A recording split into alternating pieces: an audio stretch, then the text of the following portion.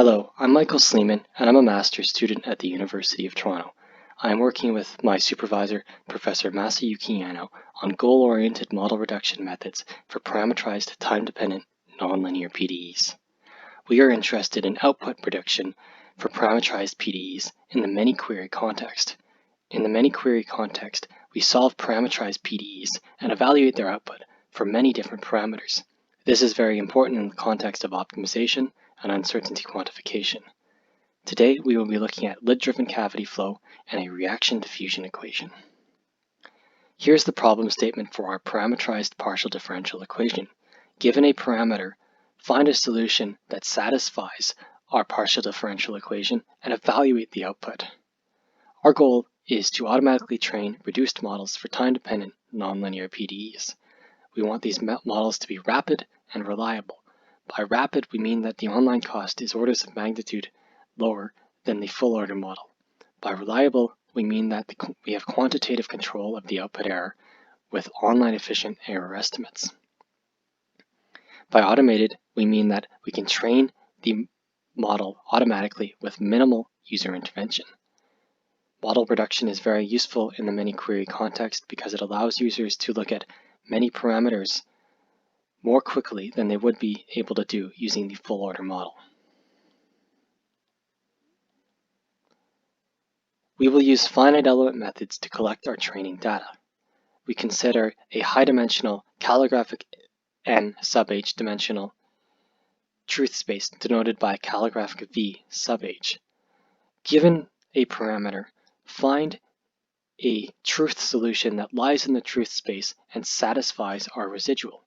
We call these solutions the truth solutions because they represent our best approximation to the true solutions. Our unsteady residual has two components, the mass term associated with the unsteady term and the weak form of the residual that we get using the weighted residual method. We discretize in time using the Backward-Euler and Crank-Nicolson time marching methods. We distinguish between the discrete in time and continuous in time solutions using the subscript k. We can now state the fully discrete form of our problem.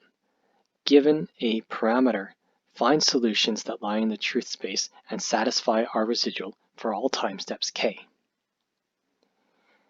In the finite element method, we look for solutions that lie in the high-dimensional truth space. We can reduce the computational cost of our simulation by instead looking for solutions that lie in a low-dimensional reduced basis space. We solve our finite element problem for n-train parameters over k time steps to collect n-train times k snapshots, which we then use to construct a reduced basis space. We use proper orthogonal decomposition on these snapshots to compress them into a reduced basis space. We project our problem onto this reduced basis space to solve it with a reduced cost. Given a parameter, find solutions that lie in the reduced basis space and that satisfy our residual. We can also introduce the algebraic form of our reduced basis problem, which will be useful when we introduce hyperreduction. We've reduced the computational cost of solving our problem by projecting it onto a lower dimensional space, but we still have to appeal to the finite element space each time we wish to evaluate our residual. This is undesirable because it means that right now the cost of the online stage isn't decoupled from the dimension of the truth space. This is why we need hyperreduction. We will use hyperreduction in the form of the empirical quadrature procedure. We introduce a new residual, the RB-EQP residual, which is meant to approximate the RB residual. The only difference between these residuals is the quadrature rule. The RB residual uses the truth quadrature rule associated with the finite element space. The RB-EQP residual uses a sparse empirical quadrature rule that allows for quantitative control of the output error. There are two primary sources of error in the output. There's the error due to the state and the error in the output functional evaluation. We will look at the error due to the error in the state. We are not interested in controlling the error in the residual, nor are we interested in controlling the error in the state. We are interested in controlling the error in the dual-weighted residual. The dual-weighted residual method allows users to estimate the error in their output. they solve a dual problem to get a localized error indicator. This is the adjoint or dual solution. They then weight their residual by this dual solution to estimate the error in their output. We split our time interval I into KLP sub-time intervals, and then we control the error in the dual-weighted residual for all of these time intervals. We now introduce our linear programming procedure. This will allow us to find the sparse quadrature rule. We choose a positive error tolerance and then find a basic feasible solution subject to non-negativity constraints for the quadrature weights, a constant accuracy constraint, and the manifold accuracy constraint. The manifold accuracy constraint controls the error in the RB-EQP residual, weighted by the adjoint solution. This linear programming procedure is simple.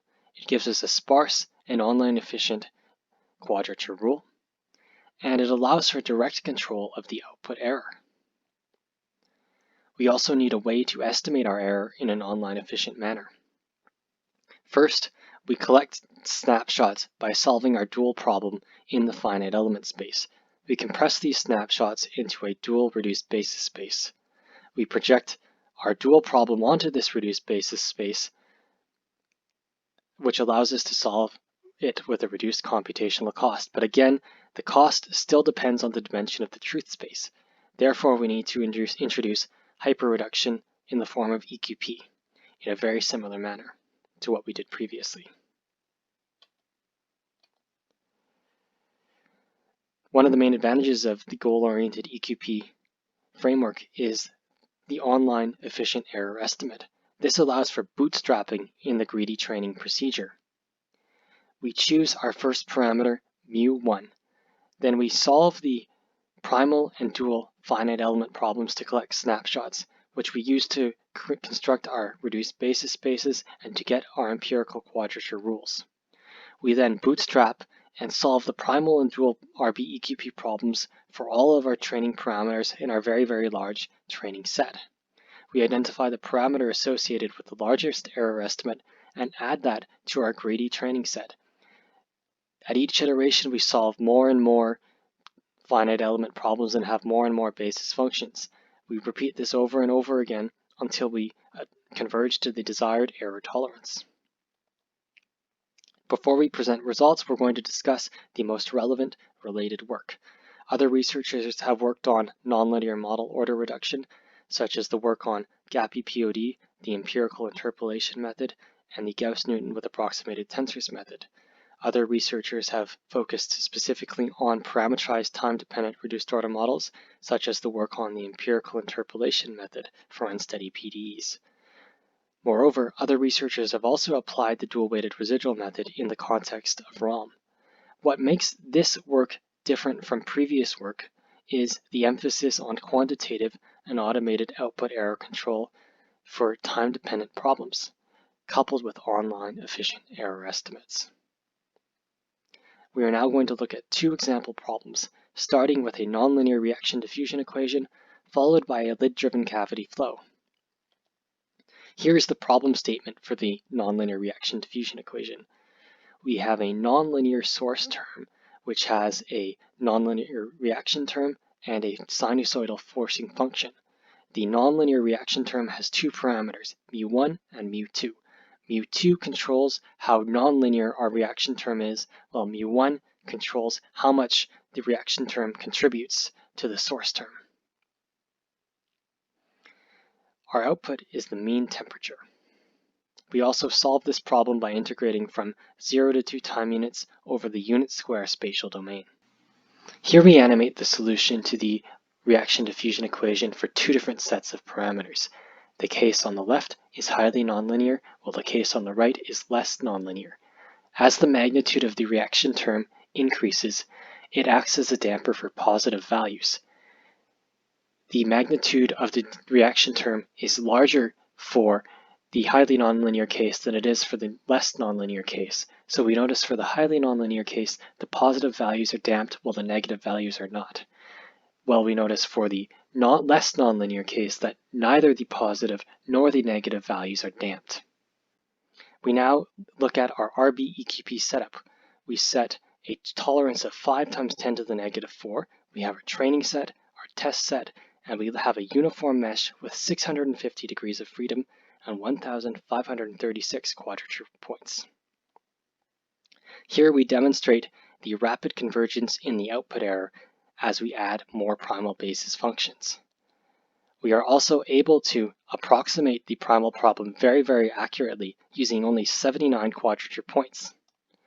Finally, we're able to estimate the error in an online efficient manner using the RB-EQP dual-weighted residual method with 159 quadrature points and 21 basis functions.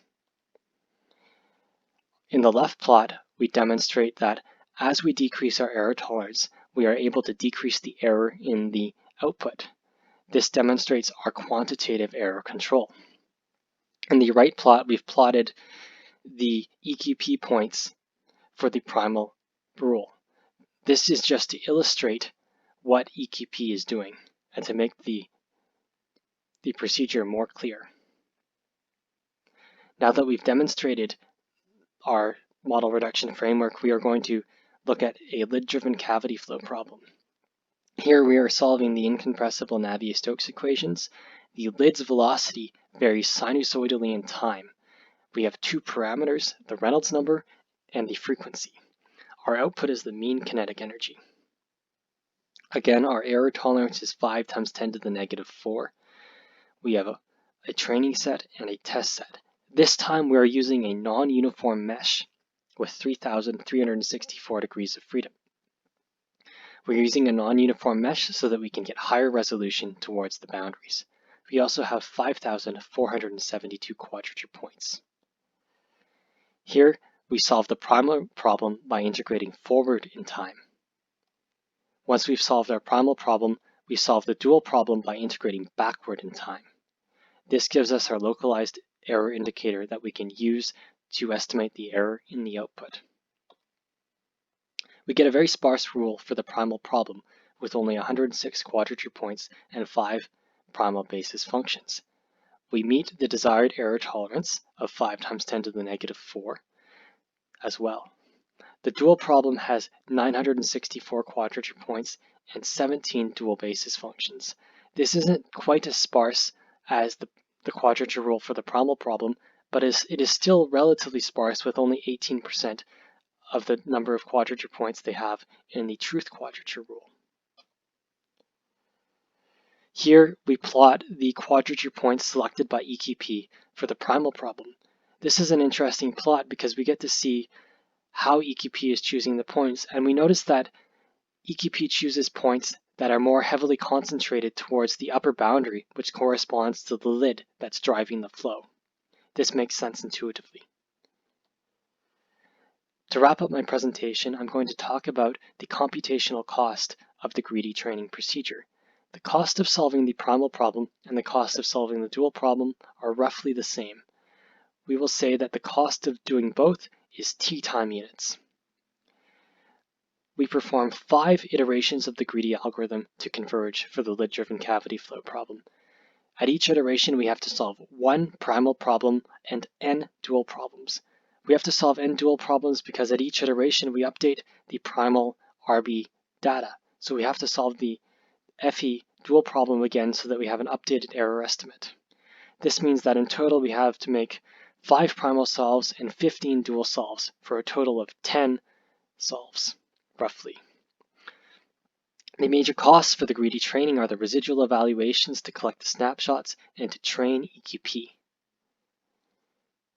The online cost for the primal problem was roughly 1% of the full order model, while it's 5% for the dual problem. We combine these two and we have 6% of the total cost to solve the primal problem and to solve the dual problem. So in summary, we've presented a goal-oriented reduced order modeling framework for parametrized time-dependent nonlinear PDEs. It is based on finite element methods, reduced basis methods, the dual-weighted residual method, and the empirical quadrature procedure. It provides quantitative and automated output error control. POD greedy requires a relatively small number of finite element solves because snapshots are carefully chosen based on the online efficient DWR error indicator. The online stage is accurate and the error can be estimated in an online efficient manner. This concludes my presentation. Thank you very much for listening.